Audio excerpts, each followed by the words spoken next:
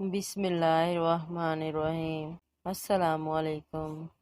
ایک پروفیسر صاحب لکھتے ہیں کہ کافی عرصہ کی بات ہے کہ جب میں لیاقت میڈیکل کالج جام شروع میں سروس کر رہا تھا تو وہاں لڑکوں نے سیرت النبی صلی اللہ علیہ وسلم کانفرنس منعقد کرائی اور تمام اساتذہ کرام کو مدعو کیا۔ چنانچہ میں نے ڈاکٹر عنایت اللہ جوگیو جو ہڈی جوڑ کے ماہر تھے کہ ہمراہ اس کانفرنس میں شرکت کی۔ اس نشست میں اسلامیات کے ایک لیکچرر نے حضور اقدس صلی اللہ علیہ وسلم کی پرائیویٹ زندگی پر مفصل بیان کیا اور آپ کی ایک ایک شادی کی تفصیل بتائی کہ یہ شادی کیوں کی اور اس سے امت کو کیا فائدہ ہوا۔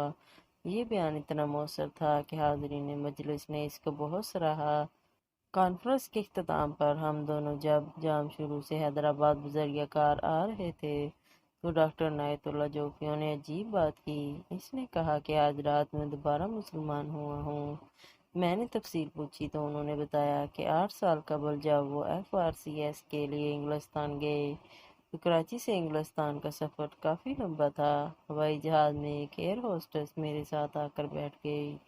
ایک دوسرے کے حالات سے آگاہی کے بعد اس عورت نے مجھ سے پوچھا کہ تمہارا مذہب کیا ہے؟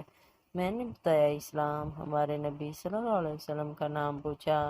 میں نے حضرت محمد صلی اللہ علیہ وسلم بتایا۔ پھر اس لڑکی نے سوال کیا کہ کیا تم کو معلوم ہے کہ تمہارے نبی صلی اللہ علیہ وسلم نے 11 شادیاں کی تھی؟ میں نے لا علمی ظاہر کی تو اس لڑکی نے کہا یہ بات حق اور سچ ہے۔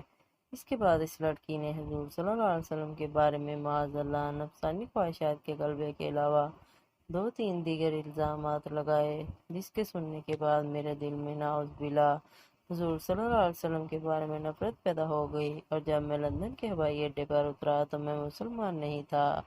8 سال انگلستان میں قیام کے دوران میں کسی مسلمان کو نہیں ملتا تھا، حتیٰ کہ عید کی نماز تک میں نے ترک کر دی۔ اتوار کو میں گرجے میں جاتا اور وہاں کے مسلمان مجھے عیسائی کہتے تھے۔ جب میں 8 سال بعد واپس پاکستان آیا تو ہڈی جوڑ کا ماہر بن کر لیاقت میڈیکل کالج میں کام شروع کیا۔ یہاں بھی میری وہی عادت رہی۔ آج رات اس لیکچرر کا بیان سن کر میرا دل صاف ہو گیا اور میں نے پھر سے کلمہ پڑھا ہے۔ غور کیجئے، ایک عورت کے چند کلمات نے مسلمان کو کتنا گمراہ کیا، اور اگر آج ایک ڈاکٹر عنایت اللہ کا یہ بیان نہ سنتا تو پتہ نہیں میرا کیا بنتا۔ اس کی وجہ ہم مسلمانوں کی کم علمی ہے۔ ہم حضور صلی اللہ علیہ وسلم کی زندگی کے متعلق نہ پڑھتے ہیں اور نہ جاننے کی کوشش کرتے ہیں۔ کئی میٹنگز میں جب کوئی ایسی بات کرتا ہے تو مسلمان کوئی جواب نہیں دیتے، ٹال دیتے ہیں، جس سے اعتراض کرنے والوں کو حوصلے بلند ہو جاتے ہیں۔ اس لیے بہت اہم ہے کہ ہم اس موضوع کا مطالعہ کریں اور موقع پر حقیقت لوگوں کو بتائیں۔ میں ایک دفعہ بہاولپور سے ملتان بذریعہ بس سفر کر رہا تھا کہ ایک آدمی لوگوں کو حضور صلی اللہ علیہ وسلم کی شادیوں کے بارے میں گمراہ کر رہا تھا۔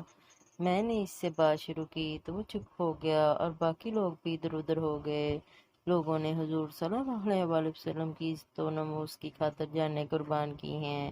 کیا ہمارے پاس اتنا وقت نہیں کہ ہم اس موضوع کے چیدہ چیدہ نکات کو یاد کر لیں اور موقع پر لوگوں کو بتائیں؟ اس بات کا احساس مجھے ایک دوست ڈاکٹر نے دلایا جو انگلستان میں ہوتے ہیں اور یہاں ایک جماعت کے ساتھ آئے تھے۔ انگلستان میں ڈاکٹر صاحب کے کافی دوست اور دوسرے مصاحب سے تعلق رکھتے تھے۔ وہ ان کو اس موضوع پر صحیح معلومات فراہم کرتے رہتے ہیں۔ انہوں نے چیدہ چیدہ نکات بتائے جو میں پیشی خدمت کر رہا ہوں۔ اتوار کے دن ڈاکٹر صاحب اپنے دوستوں کے ذریعے گرجا گھر چلے جاتے ہیں۔ وہاں اپنا تعارف اور نبی کریم صلی اللہ علیہ وسلم کا تعارف کراتے ہیں۔ عیسائی لوگ خاص کر مستورات آپ کی شادیوں پر اعتراض کرتی ہیں۔ ڈاکٹر صاحب جو جوابات دیتے وہ مندرجہ ذیل ہیں۔ میرے پیارے نبی صلی اللہ علیہ وسلم نے عالم شباب میں 25 سال کی عمر میں ایک سن رسیدہ بیوہ خاتون حضرت خدیجہ رضی اللہ عنہا سے شادی کی۔ حضرت خدیجہ رضی اللہ عنہا کی عمر 40 سال تھی اور جب تک حضرت خدیجہ رضی اللہ عنہا زندہ رہیں آپ نے دوسری شادی نہیں کی۔ 50 سال کی عمر تک آپ نے ایک بیوی پر قناعت کیا۔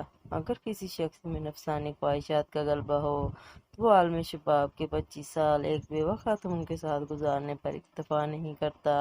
حضرت خدیجہ رضی اللہ عنہا کی وفات کے بعد مختلف وجوہات کی بنا پر آپ صلی اللہ علیہ وسلم نے نکاح کیے۔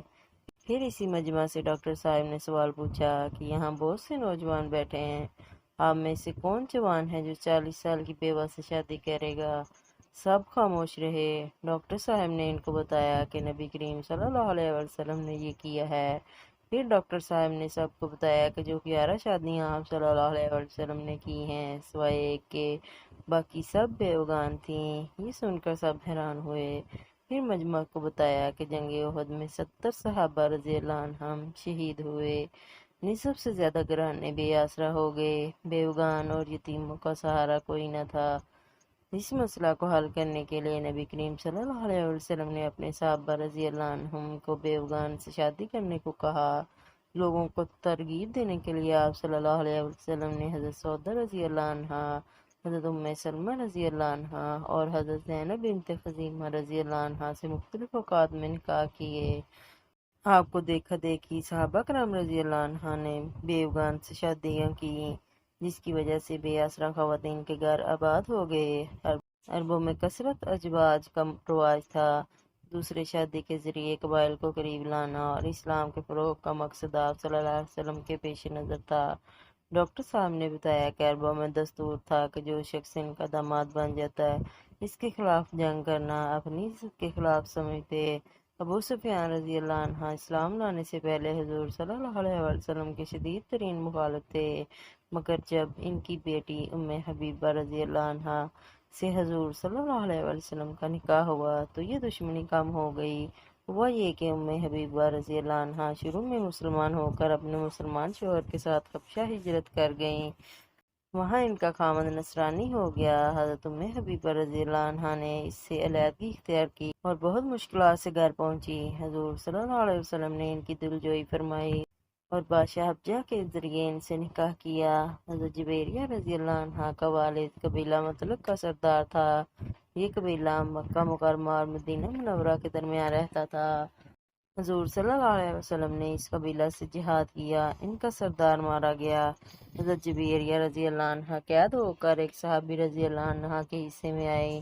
صحابہ کرام رضی اللہ عنہم نے مشورہ کر کے سردار کی بیٹی کا نکاح حضور صلی اللہ علیہ وسلم سے کر دیا اور اس نکاح کی برکت سے اس قبیلہ کے 100 گھرانے آزاد ہوئے اور سب مسلمان ہو گئے۔ خیبر کی لڑائی میں یہودی سردار کی بیٹی حضرت صفیہ رضی اللہ عنہ قید ہو کر آئیں، ایک صحابی رضی اللہ عنہ کے حصے میں آئیں۔ صحابہ کرام رضی اللہ عنہم کے مشورے سے ان کا نکاح حضور صلی اللہ علیہ وسلم سے کرا دیا۔ اسی طرح محمونہ رضی اللہ عنہا سے نکاح کی وجہ سے نجد کے علاقہ میں اسلام پھیلا۔ ان شادیوں کا مقصد یہ بھی تھا کہ لوگ حضور صلی اللہ علیہ وسلم کے قریب آ سکیں، اخلاق نبی کا مشاہدہ کر سکیں تاکہ انہیں راہ ہدایت نصیب ہو۔ حضرت ماریہ رضی اللہ عنہا سے نکاح بھی اسی سلسلہ کی کڑی تھا۔ آپ پہلے مسیح تھیں اور ان کا تعلق ایک شاہی خاندان سے تھا۔ ان کو بازنطینی بادشاہ شاہ مخکوکس نے بطور ہدیہ کہ آپ صلی اللہ علیہ وسلم کی خدمت اقدس میں بھیجا تھا۔ حضرت زینب بنت جہش رضی اللہ عنہا سے نکاح متنبی کی رسم توڑنے کے لیے کیا۔ حضرت زید رضی اللہ عنہ حضور صلی اللہ علیہ وسلم متنبی منہ بولے بیٹے کہلائے تھے۔ ان کا نکاح حضرت زینب بنت جہش رضی اللہ عنہا سے ہوا۔ مناسبت نہ ہونے پر حضرت زید رضی اللہ عنہ نے انہیں طلاق دے دی تو حضور صلی اللہ علیہ وسلم نے نکاح کر لیا اور ثابت کر دیا کہ متنبی ہرگز حقیقی بیٹے کے ذیل میں نہیں آتا۔ اپنا کلام جاری رکھتے ہوئے ڈاکٹر صاحب نے بتایا کہ علوم اسلامیہ کا سرچشمہ قرآن پاک اور حضور اقدس صلی اللہ علیہ وسلم کی سیرت پاک ہے۔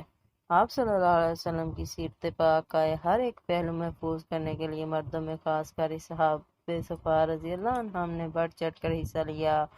عورتوں میں اس کام کے لیے ایک جماعت کی ضرورت تھی۔ ایک صحابیہ سے کام کرنا مشکل تھا۔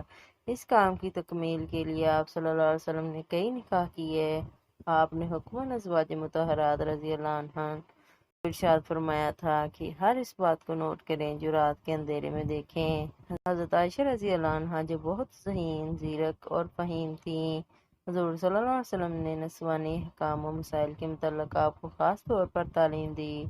حضور اقدس صلی اللہ علیہ وسلم کی وفات کے بعد حضرت عائشہ رضی اللہ عنہ 48 سال تک زندہ رہیں اور 2210 احادیث آپ رضی اللہ عنہ سے مروی ہیں۔ صحابہ کرام رضی اللہ علیہم اجمعین فرماتے ہیں کہ جب کسی مسئلے میں شک ہوتا ہے تو حضرت عائشہ رضی اللہ عنہ کو اس کا علم ہوتا، اسی طرح حضرت ام سلمہ رضی اللہ عنہ کی روایات کی تعداد 368 ہیں۔ ان حالات سے ظاہر ہوا کہ ازواج مطہرات رضی اللہ عنہن کے گھر عورتوں کی دینی درسگاہیں تھیں، کیونکہ یہ تعلیم قیامت تک کے لیے تھیں اور ساری دنیا کے لیے تھیں، اور ذرائع ابلاغ محدود تھے، اس لیے کتنا جان فشانی سے یہ کام کیا گیا ہوگا، اس کا اندازہ آج نہیں لگایا جا سکتا۔ آخر میں ڈاکٹر صاحب نے بتایا کہ یہ مذکورہ بالا بیان میں گرجوں میں لوگوں کو سناتا ہوں اور وہ سنتے ہیں، باقی ہدایت دینا تو اللہ تعالیٰ کے ہاتھ میں ہے۔ اگر پڑھے لکھے مسلمان ان نکات کو یاد کر لیں اور کوئی بدبخت حضور صلی اللہ علیہ وسلم کی ذات پر حملہ کرے تو ہم سب اس کا دفاع کریں، کم سے کم اس کو اپنے ہر گروپ، واٹس ایپ، فیس بک اور تمام کانٹیکٹ بک پر شیئر کر کے اپنی ذمہ داری نبھائیں۔ اللہ تعالیٰ ہم سب کو توفیق دے اور عمل کرنے والا بنائے، آمین۔